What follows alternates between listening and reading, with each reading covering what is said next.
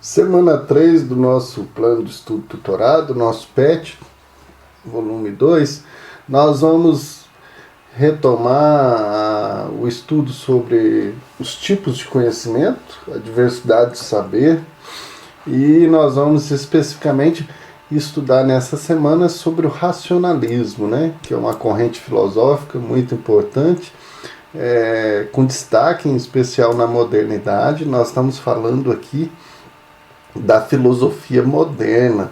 Então, nesse momento que está saindo e que sai da Idade Média, e nós estamos vendo o despontar das ciências agora, especificamente, em especial a matemática, né? Filosofia, física. Nós podemos perceber que vários pensadores, referências, até mesmo filósofos, referências de estudo dessa época, eles têm sempre o título de filósofo, matemático e físico, né? Que são disciplinas áreas do conhecimento muito apontadas e ampliadas num contexto em que depois a gente supera aspectos éticos, políticos relacionados à religião. Agora é um novo mundo, né? São o tempo das descobertas, né? O que preza o racionalismo, né? A própria palavra ela aponta a razão, né? Mas o que é isso, a razão, né? Entender a vida, ter o conhecimento como primazia da razão.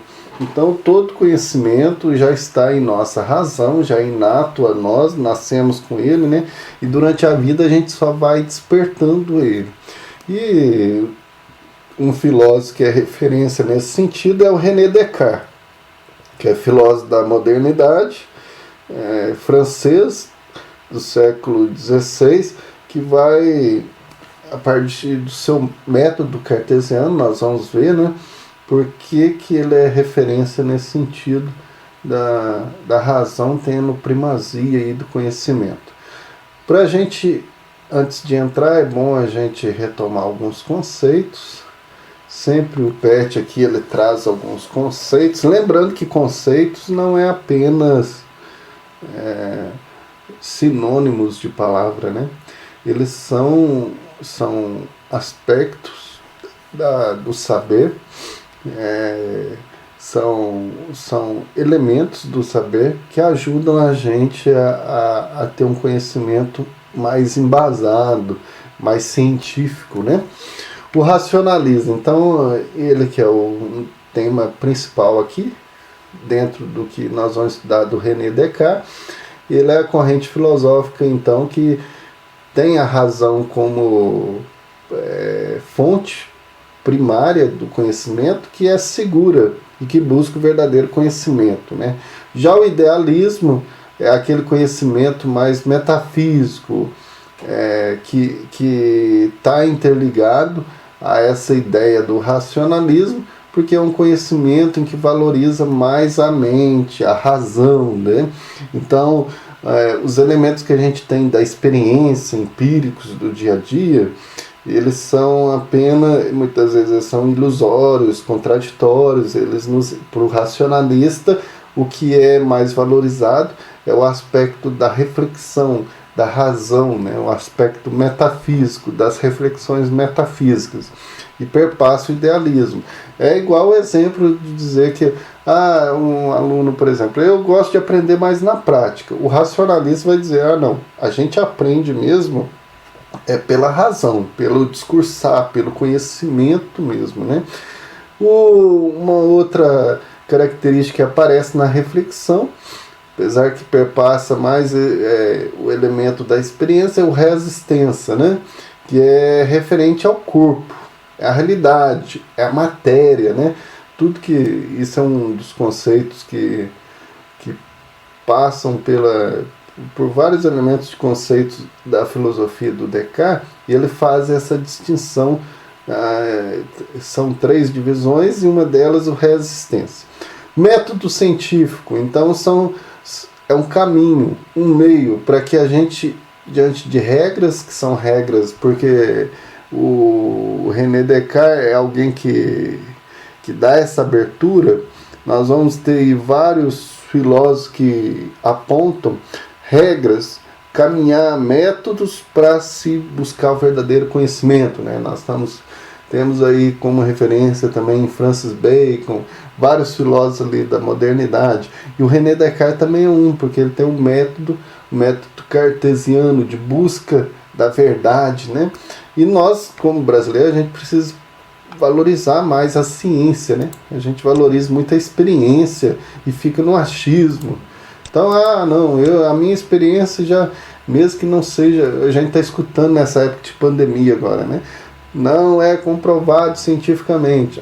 Mas não importa é a minha experiência. Não, o método científico ele é rigoroso para buscar realmente a verdade, né? Então é muito importante isso. A filosofia moderna, quando ela aponta nessa busca de consciência pelo conhecimento, consciência aqui é razão, racional, o homem racional. Porque no século XX nós vamos ter outras epistemologia, igual o existencialismo, outras que vão mostrar a fenomenologia, que vão mostrar a consciência que ela perpassa outros elementos. Ela não é só razão. Consciência também é aquilo que o fenômeno que manifesta. Mas na modernidade aqui, consciência é o uso da razão. O ser humano que busca então construir o conhecimento, ou que esse conhecimento que já está dentro dele, né, através do método mais seguro. E o método mais seguro que se usa, principalmente René Descartes é evidência disso e é referência, é o conhecimento matemático, né? Vai dizer que ele é a área do conhecimento que é mais segura, onde você tem então você tem regras que apontam mesmo aquilo que é verdadeiro.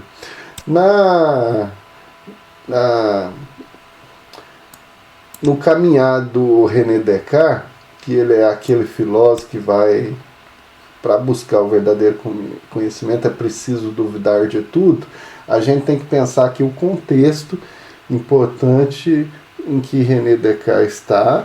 Nós estamos naquela passagem da Idade Média com a Idade Moderna, em que na Idade Média tudo era a referência da igreja, então tudo que a igreja dizia era a palavra absoluta.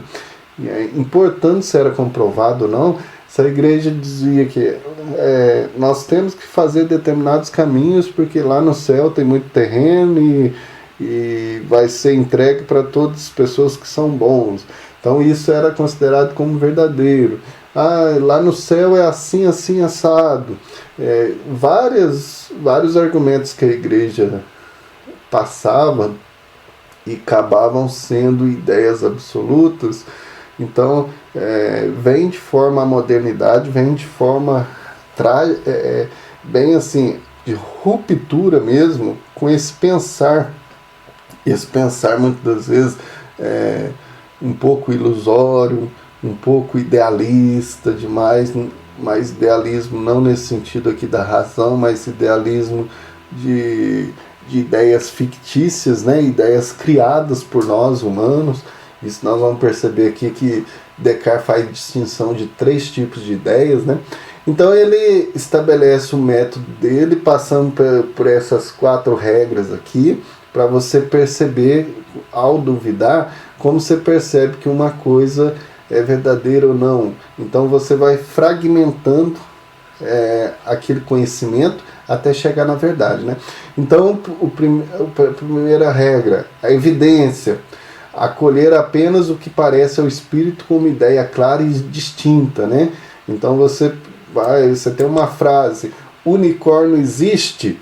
Então o que é claro e distinto ali? O que nós temos que evidenciar? Analisar, dividir, né? Existe o que é unicórnio. Então dividir cada elemento ali em partes e analisar ele. Depois colocar em ordem esses elementos, ver as prioridades dele e enumerar. fazer ali as revisões, reformulá-los, né? Então, seguindo todos esses 4 passos, você vai evidenciar realmente, vai certificar o que é verdade e o que não é. Então, você vê que você tem regras, você tem um passo a passo. Isso é um método científico, né? É um método para evidenciar mesmo as coisas, se elas são verdadeiras ou não. Também aparece nesse sentido do método cartesiano o conceito de dúvida metódica, né? Dúvida metódica é porque é uma dúvida com método, é um duvidar constante até a busca da verdade. Aqui é interessante que não é um ceticismo, né? Ceticismo é a pessoa que acredita, nós vamos ver numa das questões ali da atividade. O cético é aquele que duvida da verdade e acredita que nunca vai se conseguir chegar a ela. Aqui o René Descartes, ele duvida para buscar a verdade, para limpar tudo aquilo que os nossos pensamentos muitas vezes nos confunde, né? Muito interessante isso, que tem coisas que não são comprovadas, tem coisas que não são evidenciadas e a gente vai criando na nossa cabeça, né? Aquele senso comum. É uma cadeia de dúvidas, então, para se chegar à verdade. O sujeito aqui é a frase famosa do René Descartes, né? Eu penso, logo existo. Nós estamos nesse contexto da Idade Média, então o sujeito agora na modernidade é o sujeito racional, o dono de si pela razão, né? O René Descartes ele distingue 3 tipos, faz distinção, 3 tipos de ideias, então, que passam na nossa mente, né? Primeiro, existem as ideias inatas. O que é inatas? Inatismo é aquilo que nasce, já está conosco. As ideias verdadeiras, elas já nascem conosco, né? Depois, as que vêm durante a experiência, a vida, são adventícias. São aquelas que a gente vai adquirindo na nossa vida e vai despertando até mesmo aquilo que já está conosco.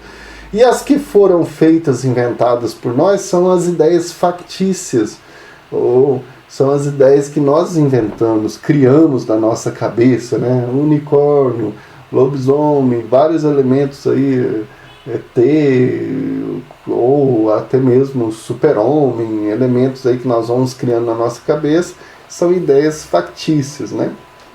E o método dele é para a gente distinguir mesmo as ideias e ver quais são verdadeiras. Para ele são as ideias inatas, aquelas que não são sujeitas a erro, porque elas vêm da razão. Tudo que vem da razão, e se eu penso, logo eu percebo que realmente elas existem, e eu, como sujeito determinante da minha vida, eu também existo. Por isso que faz essa distinção muito, e é chamado o cogito de Descartes, né? Essa constatação de que o sujeito existe logo quando ele é um sujeito racional e pensa, né? Nós temos aí a atividade dessa semana 3, são 3 atividades. É bom observar, porque na anterior muitos não observaram que tinha uma aqui dentro ou podcast ou do vídeo. Agora eu escolhi aqui do vídeo, tem um vídeo aqui que eu aponto, né? Então vamos lá ver elas, né? A primeira, por que não se pode dizer que Descartes é cético? Aí eu já até falei ali, né? Ele não é cético, porque o cético é aquele que duvida de todo conhecimento. Descartes duvida de todo conhecimento, mas o cético, ele acredita que nós não somos capazes de chegarmos a uma verdade. E agora René Descartes diz que nós vamos duvidar das coisas para buscar a verdade, e não duvidar por duvidar e de forma cética acreditar que não chegaremos nunca a uma verdade. Mas Descartes acredita sim que nós chegamos a uma verdade, sim, né? A número 2, que é a partir de uma reflexão que René Descartes faz em seu livro Meditações. Então ele coloca assim: suporei, pois, que há não um verdadeiro Deus, que é a soberana fonte da verdade, mas certo gênio maligno, não menos ardiloso e enganador do que poderoso, que empregou toda a sua indústria em enganar-me. Pensarei que o céu, o ar, a terra, as cores, as figuras, os sons e todas as coisas exteriores que vemos são apenas ilusões e enganos de que ele se serve para surpreender minha credulidade. Considerar-me-ei a mim mesmo absolutamente desprovido de mãos, de olhos, de carne, de sangue, desprovido de quaisquer sentidos, mas dotado da falsa crença de ter todas essas coisas. Permanecerei obstinadamente apegado a esse pensamento.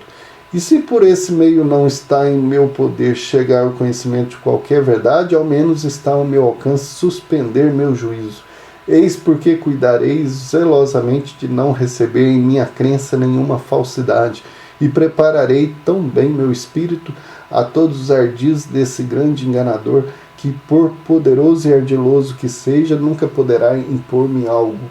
Então é bom a gente ler esses textos filosóficos, mesmo que eles são assim parecendo um caqui verde, muito difícil de ser digerido, né? Porque a gente não está acostumado, nós precisamos acostumar, porque quem vai fazer o Enem aparece muito trechos nesse sentido, a gente precisa interpretá-lo, né?